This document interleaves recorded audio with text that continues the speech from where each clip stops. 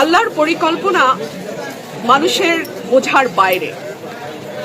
আল্লাহর এই পরিকল্পনায় আমার বাবা ৭৩ সালে আওয়ামী লীগের জোয়ারের বিপক্ষে স্বতন্ত্র নির্বাচন করেছিল।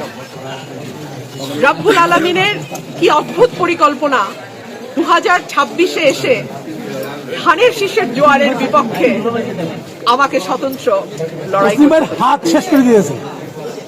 আল্লাহ পরিকল্পনা এবং তার বাস্তবায়নের প্রক্রিয়া মানুষের বোঝার বাইরে। তো আমি দেখব আল্লাহর কি পরিকল্পনা। আমি এটুকুই বলবো, আপনারা দেখেন প্রতিটা মানুষের চোখে কতটুকু আশা, ভালোবাসা, আস্থা এবং বিশ্বাস।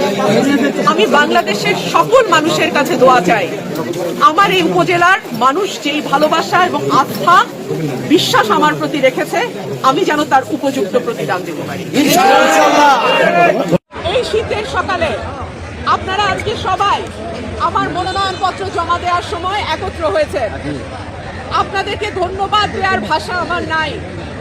আমি শুধু এইটুকুই বলবো, এই 19টা ইউনিয়ন থেকে যদি আপনারা আমাকে এমপি নির্বাচিত করেন, আপনারা হবেন এই এলাকার এমপি।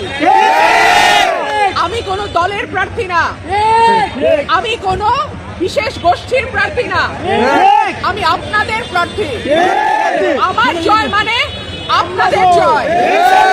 আপনারা আমাকে যা বলবেন, যেভাবে কাজ করতে বলবেন, আমি যদি নির্বাচিত হই ইনশাআল্লাহ সেইভাবেই আমি কাজ করব। বাংলাদেশের অবহেলিত দুটো উপজেলা হলো এই সরাইল এবং আশুগঞ্জ।